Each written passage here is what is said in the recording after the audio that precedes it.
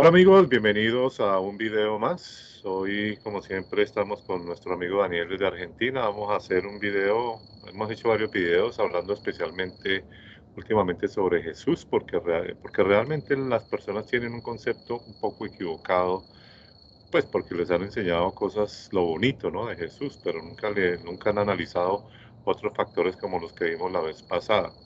Pero antes de continuar con el título del video, buenas noches Daniel, ¿qué tal? ¿Cómo va todo? ¿Qué tal, Leonardo? ¿Qué tal la audiencia? Bien, y vamos a analizar facetas que nunca nos enseñaron. Ajá. El título que le hemos puesto a este video es Jesús podría haber sido un chamán en tiempos modernos. Es decir, si estuviera en esta época, primero que todo, pues sí existió, ¿no? Pero vamos a suponer que sí existió. De acuerdo a todas esas historias, podría haber sido un chamán en estos tiempos, ¿no?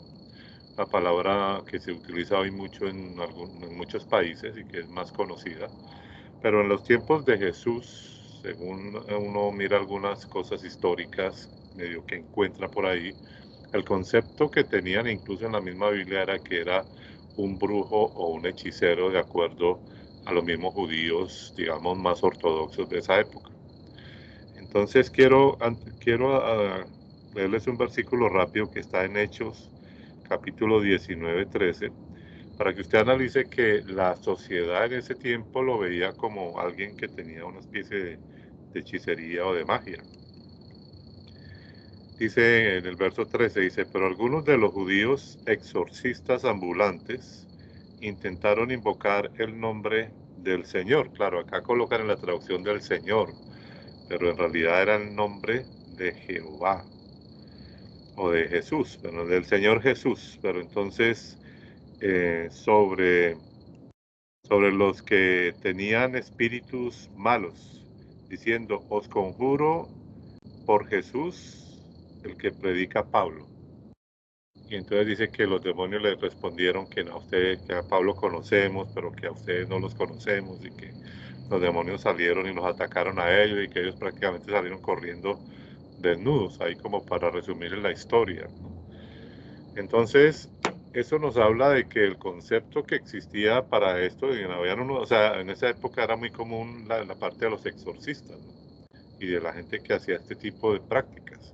Así que siendo ellos exorcistas, estos judíos, que eran exorcistas ambulantes, ellos veían precisamente a Jesús como otro maestro más de esa rama, ¿no?, de la rama de los exorcistas. Pero ¿cómo podríamos nosotros decir que en tiempos modernos podría ser llamado como un chamán, Daniel? ¿Qué opinas vos sobre eso? Y en la similitud con lo que hoy se conoce como un chamán, en la antigüedad era como el médico de la tribu, el médico, como nosotros acostumbrados a las películas, el médico brujo, pero sería el médico chamán, intercesor, que se conectaba con el otro, con la otra dimensión o con el otro, la otra área para solucionarle los problemas espirituales y materiales a las personas de la tribu. Entonces era un punto de referencia ese brujo o chamán en la actualidad que se dedicaba a ayudar a las personas en ese aspecto. Y dentro del chamanismo tenemos un abanico gigantesco de formas en las cuales trabajaba, porque esto lo hacían los druidas, lo hacían los celtas, lo hacían los apaches, lo hacían en las tribus de África, en la India, en Japón, en China, en todos lados. En todos lados tenían una forma de trabajar estos chamanes, por llamarlo así, para poder ayudar a las personas. Y ahora vamos a ir viendo las similitudes que tenían estas personas de la antigüedad con el mover, el modus operandis de Jesús y de la iglesia muchas veces también.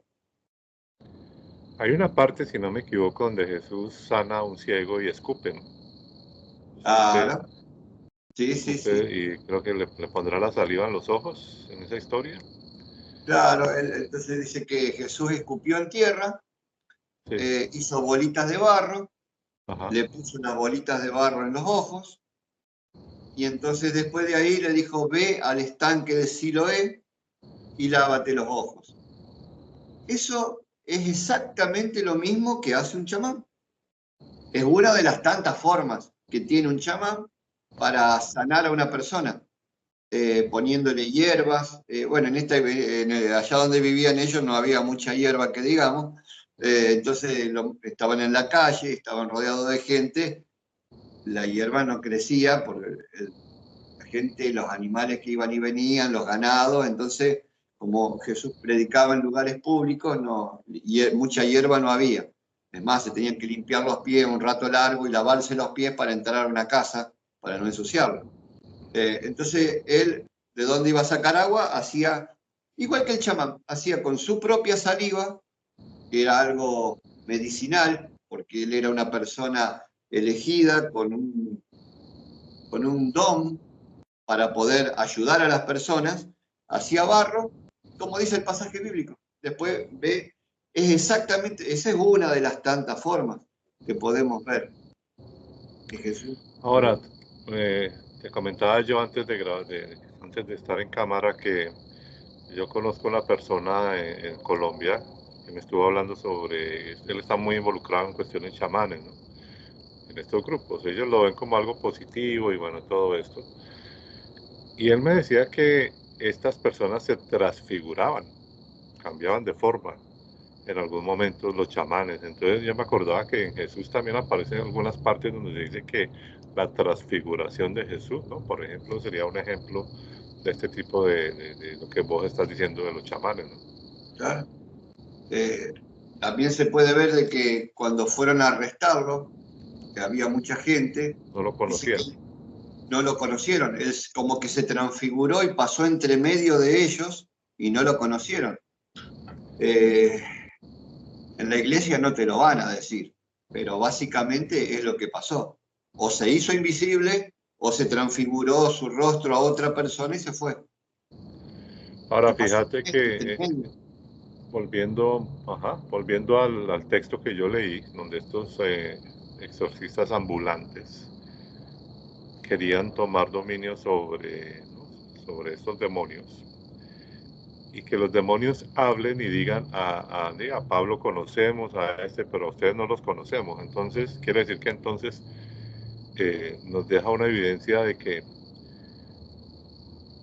a ver, la gente lo ve como algo positivo, ¿no? No, es que Jesús saca, o sea, en el nombre de Jesús, que realmente ni siquiera Jesús, en esa época no hablaban español. Entonces era el nombre de Yeshua o Yeshua. Era No una era el invocación. nombre, sí. Entonces, Sí. para que tú te des cuenta de ese detallito pequeño, como hoy día la gente se la pasa en la iglesia así fuera, ¿no? Con los demonios en el nombre de Jesús. Pues es que ellos no son hispanos, ¿no? Todo eso que la gente está leyendo ahí no es una historia hispana, ni latina, ni nada de eso, es hebrea, ¿no? Entonces, por lo tanto, lo que hablaban ahí no era un lenguaje latino, sino era precisamente, no era español, era ese. Entonces, por lo tanto, esos exorcistas ambulantes están hablando del nombre de Yeshua en ese caso. Claro. Pero, pero a mí lo que me llama la atención es que la gente piensa que entonces Jesús tenía dominio sobre los demonios y lo ven como algo positivo. Pero si, Claro. si lo analizamos, si le damos la vuelta a la idea, en realidad Jesús era conocido por los demonios y en cierta forma es como que hubiera sido parte de algo ahí que él podía mover fácilmente.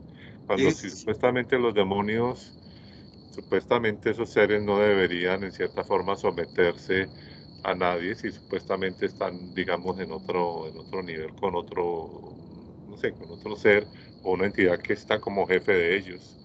Son Entonces todas es una cuestión jerarquías. ahí medio rara, ¿no? Claro. Son jerarquías energéticas. Cuando pasan estas cosas, entonces ponele, le decía así, estos géneros no salen con ayuno y oración. No es que el espíritu necesitaba ayuno y oración, los que necesitaban concentración, ayuno y oración, en ese caso si es que todo esto existió, eran los discípulos que no tenían la fe, entonces no tenían la concentración. Y vamos a ver un poco las similitudes de la forma que trabajan los chamanes y lo que hacía Jesús, porque es idéntico. A ver, Hay, cuéntame. suponiendo, el chamán, para ayudar a la persona necesitada, entra espiritualmente, entra en el cuerpo del paciente o de la persona necesitada.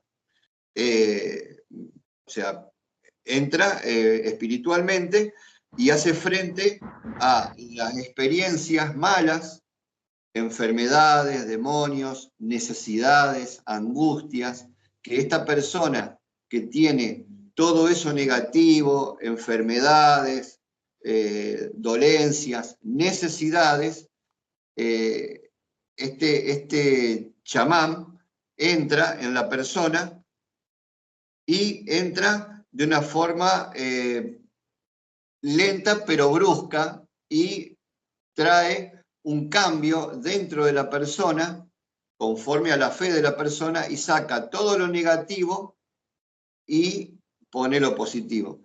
Entonces entra el chamán con todo un mundo espiritual, material y espiritual bueno para sacar lo espiritual y malo que tiene la persona.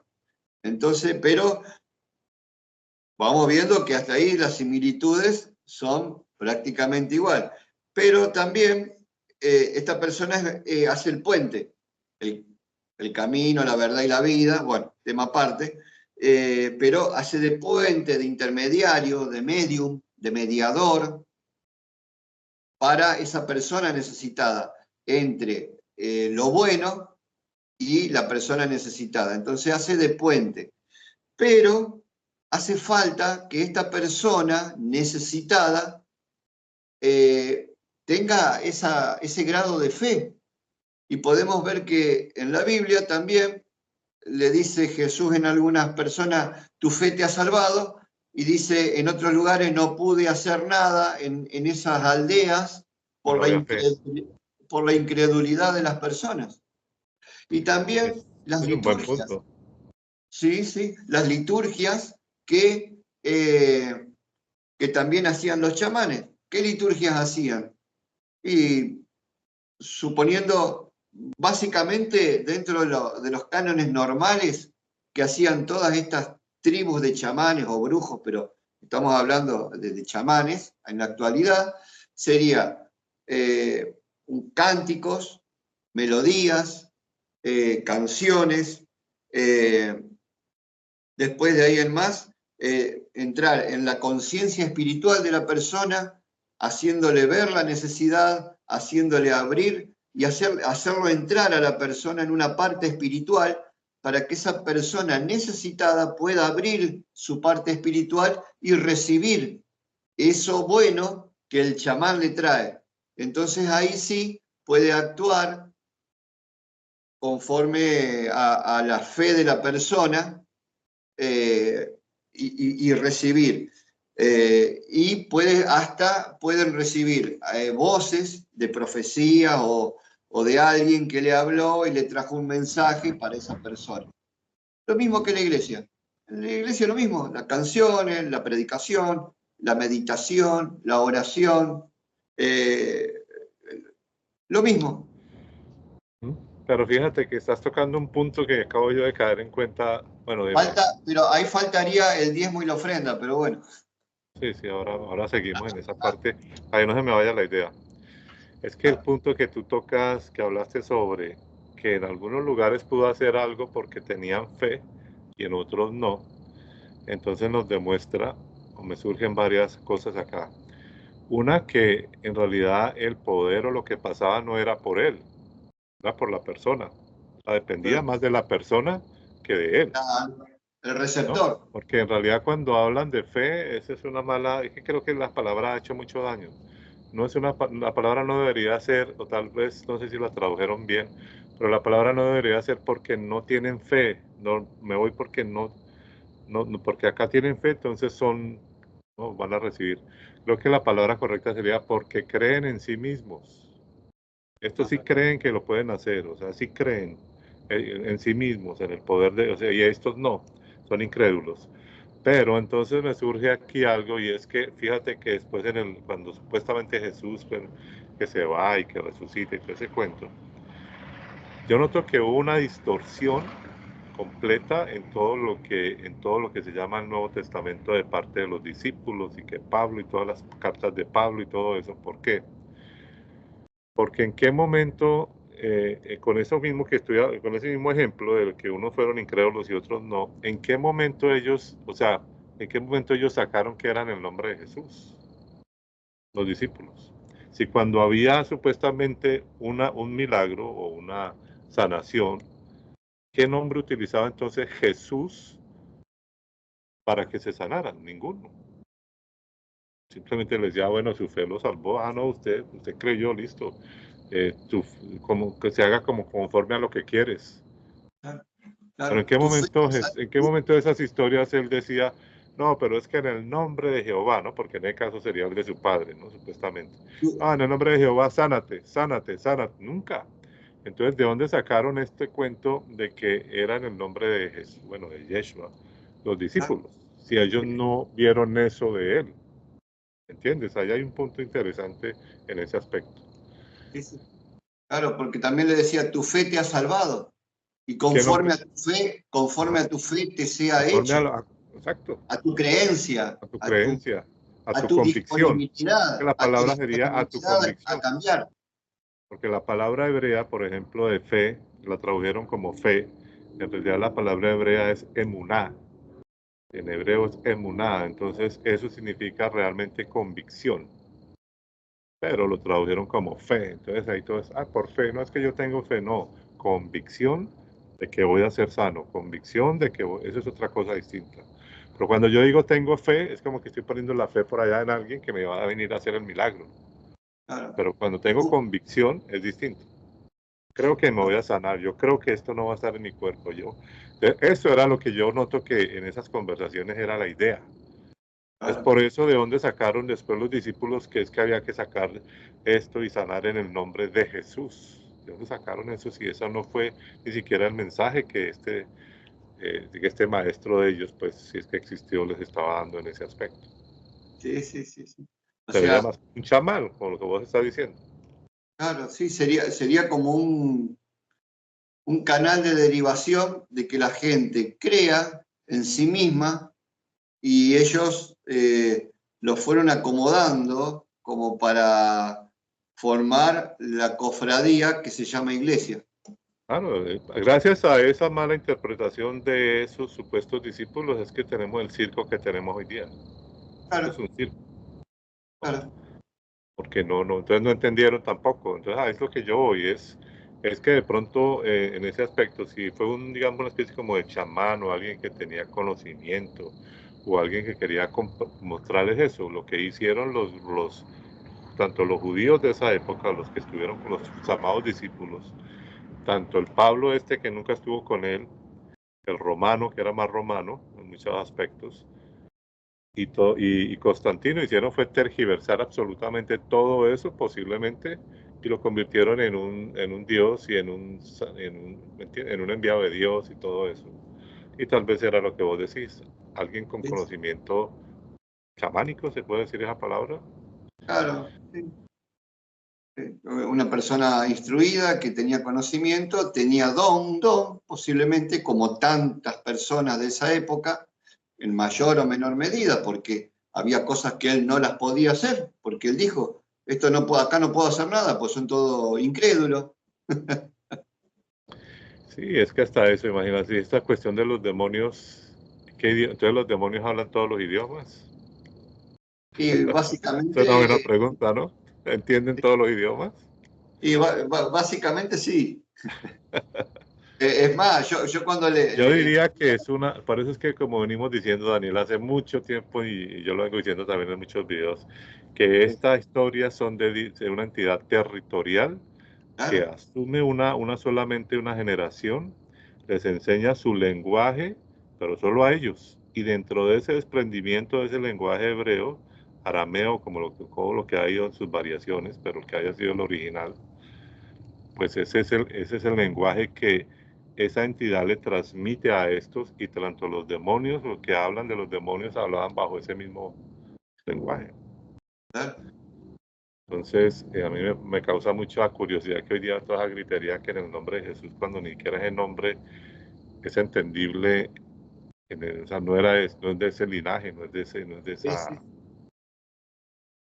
Yo recuerdo cuando, o sea, yo trabajaba en Liberación y entonces se hacían estudios también y cursos para bueno, la cuestión es que yo los miraba nomás y le digo, ¿alguna pregunta? Y yo levantaba la mano y le digo, sí, ¿qué pasa si la persona que trabaja en Liberación es muda? ¿Cómo hace para echar fuera el demonio? Entonces, claro, ¿viste? No, porque tenés que decir así, ajá, y no, la persona nació muda, que no puede echar fuera demonio. Y no sabían ni qué contestar. Y entonces, después de las sandeces que contestaban en la iglesia, yo agarraba y le decía, pero es sencillo, puede pasarme a mí, que yo estoy difónico, no puedo hablar por algo, por el frío, agarré frío, lo que sea, pero yo digo, cuando hago que el espíritu se vaya, pero no porque esté trabajando en liberación, sino porque algo malo me vino a molestar. Y no hace falta dar muchas explicaciones, porque para eso tengo la mente. La persona no, se le terminaba la reunión, las 200 personas que había, no sabían qué decir. Sí. Bueno, Daniel, como yo estoy en exteriores, parece que Sí. ya empezó como a caer goticas, parece que va a llover, entonces damos una conclusión del video porque me toca terminar. Pero ya hemos hablado cosas importantes.